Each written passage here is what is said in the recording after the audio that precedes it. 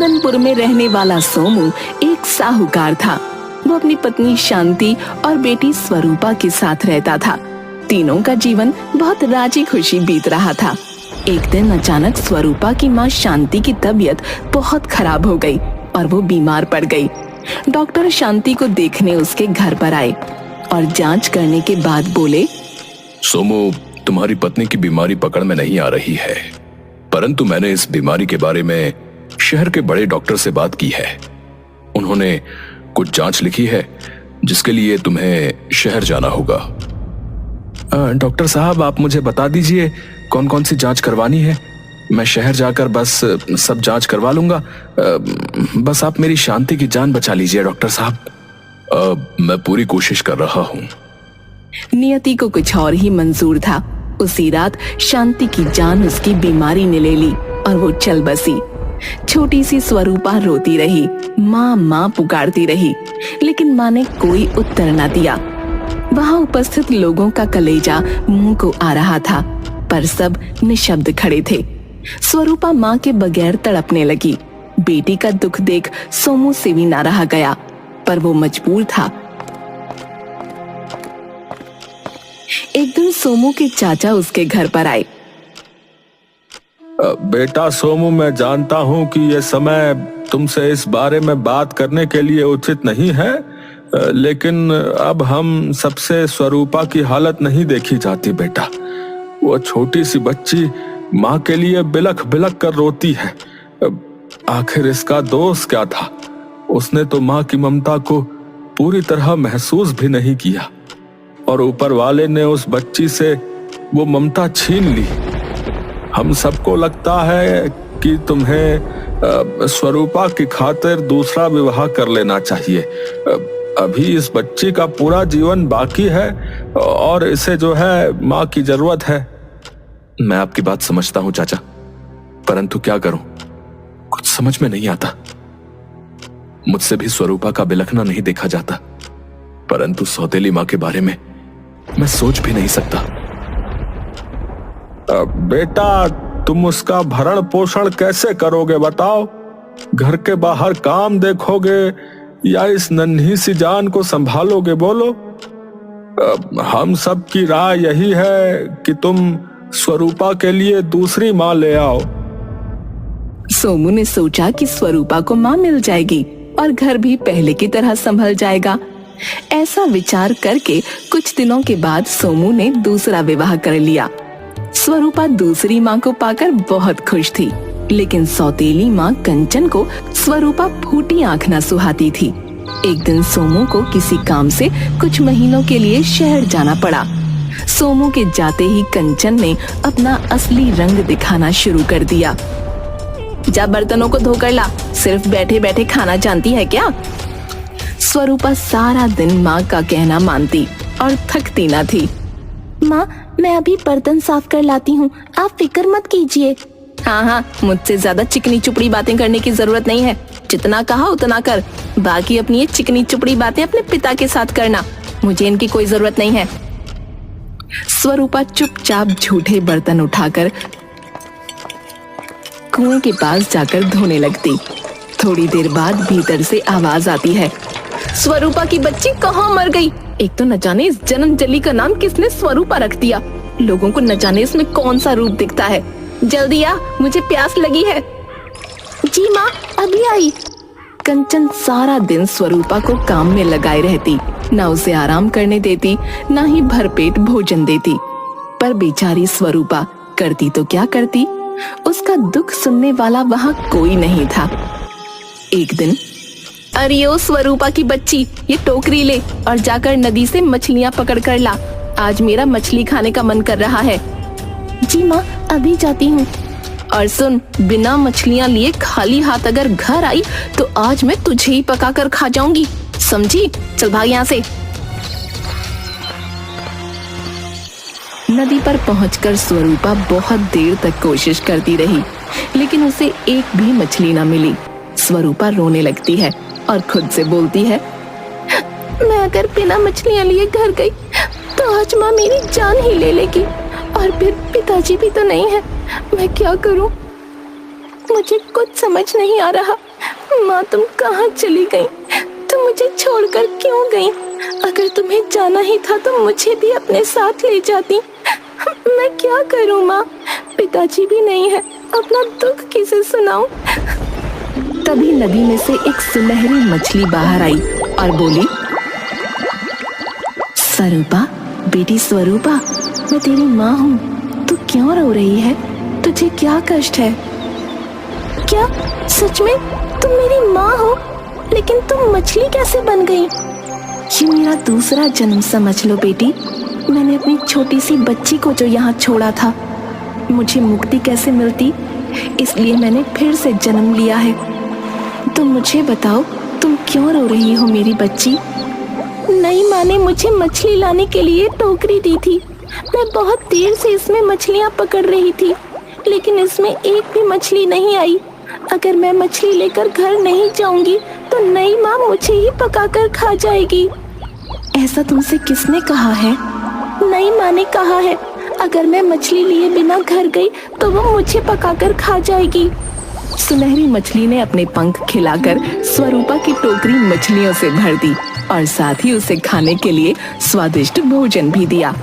स्वरूपा ने बहुत समय बाद इतना स्वादिष्ट भोजन खाया था, वो भी पेट भर के। माँ तुम बहुत अच्छी हो, आज तो भोजन करके सच में मजा आ गया। तभी स्वरूपा की नजर सूरज की ओर जाती है। माँ मैं जाती हूँ, नहीं तो नई माँ मुझे बहुत मारेगी। अगर अंधेरा हो गया तो वो मेरी जान ले लेगी।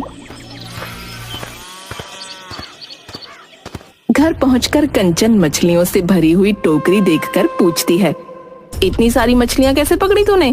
कहीं चोरी तो नहीं कर लाई? नहीं माँ, मैंने कोई चोरी नहीं की। मुझे तो एक भी मछली नहीं मिली थी। वो तो सुनहरी मछली के रूप में मेरी माँ आई थी, उसने मुझे ये सारी मछलियाँ दी हैं। क्या कहा? तेरी माँ आई थी? खबरदार जो आज के बाद तू नदी के तट पर गई। अगर मैंने तुझे वहाँ जाते देख लिया या मुझे किसी से पता चला तो नदी में डुबा दूंगी तुझे। उस दिन के बाद स्वरूपा का नदी की ओर जाना बंद हो गया और फिर वही सब शुरू हो गया। सारा दिन कंचन स्वरूपा से काम कराती और उसे ठीक से भोजन भी नहीं देती, जिसके कारण स्वरूपा दुबली होने लगी। एक दिन कंचन, जा बाड़ी में पानी दे, तुझे खुद से तो कुछ दिखता नहीं है। इतनी धूप, इतनी गर्मी हो रही है, बाड़ी में पानी देने तेरी मरी हुई माँ आएगी क्या? जल्दी जा और पानी देख कर आ। और सुन, पानी ठीक से देना वरना तेरी खैर नहीं। जी माँ, मैं अभी जाती हूँ। भूखी प्यासी स्वरूपा बाड़ी में पानी देने लगी। कुछ ही देर में वो थक गई और गर्मी के कारण उसे चक्कर आने लगा। कितनी गर्मी है आज, और ये सूरज दादा तो ऐसा लग रहा है कि सब कुछ जलाकर ही मानेंगे। एक काम करती हूँ, थोड़ी देर पेड़ के नीचे बैठकर आराम कर लेती हूँ, क्या पता मुझे ठीक लगे।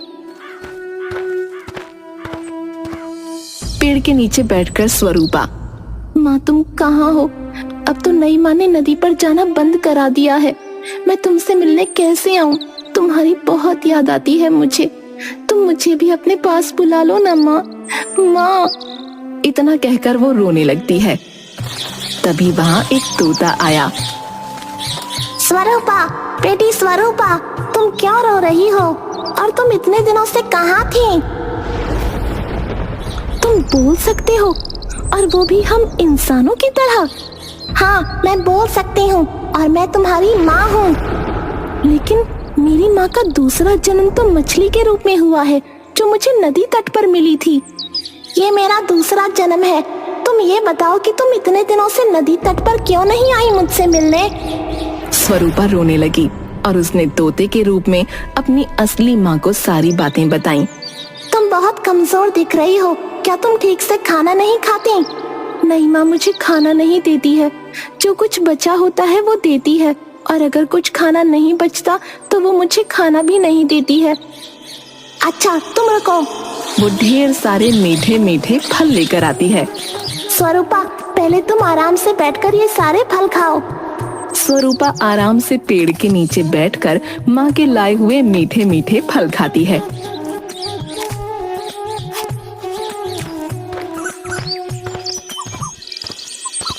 कुछ दिनों तक रोज ऐसा होता है। मैं इस स्वरूपा की बच्ची को खाना नहीं देती, फिर भी न जाने कैसे हट्टी कट्टी होती जा रही है। मुझे पता लगाना होगा। आज इसके पीछे पीछे बाड़ी में जाती हूँ। बाड़ी में कंचन सब कुछ अपनी आंख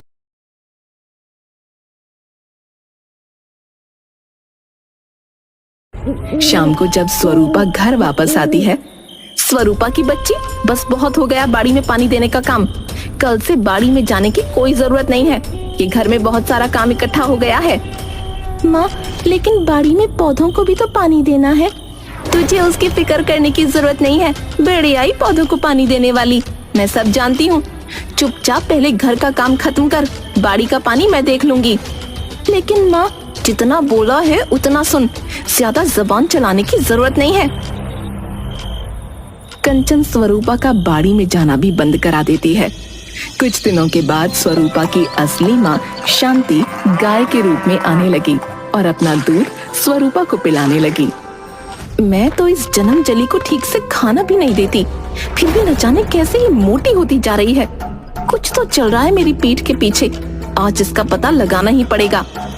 कंचन छुप कर बैठ जाती है और देखती है कि एक गाय आकर स्वरूपा को दूध पिला रही है। अच्छा, तो ये सब चल रहा है मेरी पीठ पीछे। आने तो उस गाय को, मैं देखती हूँ।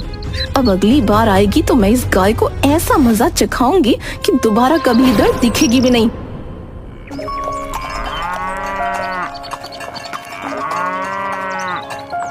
जब गाय आई तो कंचन ने उसे डंडे से मारा और गाय ने कंचन को उठाकर जमीन पर पटक दिया। मर गई माँ, अरे मैया मैं मर गई। माँ, क्या हुआ? तुम गिर कैसे गई? कंचन गुस्से में वही डंडा उठाकर स्वरूपा को मारती है। कैसे गिर गई? ये सब तेरी वजह से हुआ है। तेरे इस घर में रहते मैं कभी सुखी नहीं रह सकती। न जाने तू कब जाएगी ताकि मैं चैन की सांस ले सकूं। कुछ दिनों बाद स्वरूपा ने बाड़ी से टमाटर तोड़कर खा लिया। तभी कंचन ने देख लिया। अच्छा, तो इन टमाटरों के पौधों को क्या तेरे लिए लगाया है? तू खा खा कर मोटी हो और मैं इन पौधों को पानी दूं? रुक जा, आज मैं ये किस्सा ही खत्म कर देती हूँ। कंचन ने सारे पौधे उखाड़ कर फेंक दिए और स्वरूपा को एक अंधेरे कमरे में बंद कर दिया। अब तो स्वरूपा को पानी भी नसीब नहीं हो रहा था। वो रोती रही।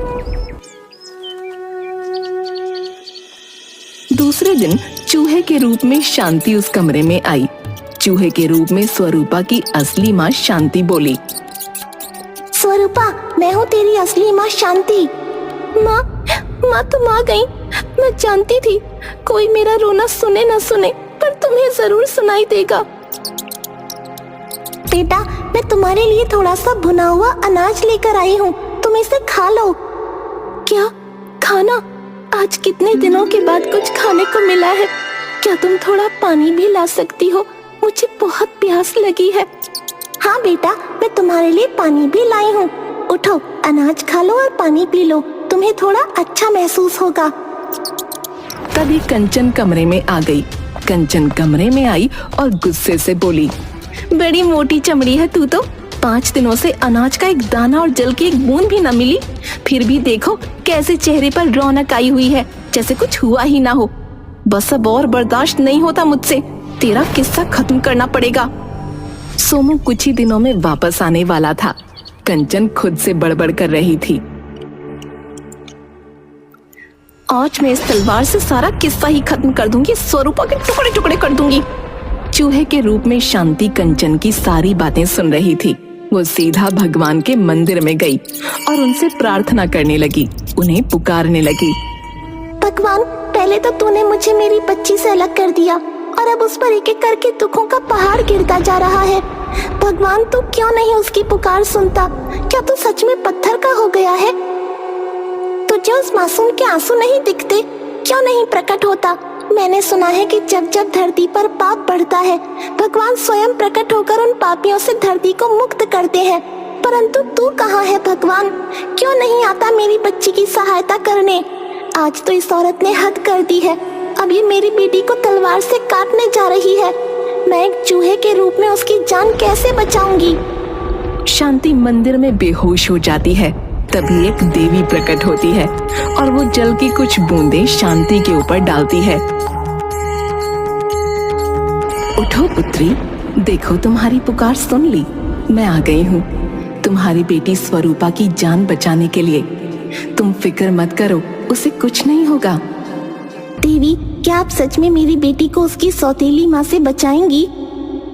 तुम ये जादुई वस्त्र लो और इसे ले जाकर अपनी पुत्री को पहना दो। शांति जादुई वस्त्र ले जाकर स्वरूपा को देती है। बेटी स्वरूपा, तुम ये वस्त्र पहन लो, ये स्वयं देवी माँ ने तुम्हारे लिए दिया है। स्वरूपा वस्त्र पहन लेती है। कंचन तलवार लेकर स्वरूपा को मारने के लिए जाती है और कई वार करती है। फिर स्वरूपा को मरा हुआ समझकर वहां से चली जाती है। अगले ही दिन सोमू लौट आता है। उस समय कंचन बाजार गई होती है। स्वरूपा, बेटी स्वरूपा, कहाँ हो तुम? मगर उसे कोई उत्तर नहीं मिलता है। तभी शांति की आवाज सुनाई देती है। क्या मैंने बेटी को जन्म इसलिए दिया था और मैंने उसे तुम्हारे हाथों में सौंपा था, इसलिए तुमने क्या किया? तुमने उसे एक ऐसी औरत के हाथों में सौंप दिया जो हर समय सिर्फ उसकी जान लेना चाहती है।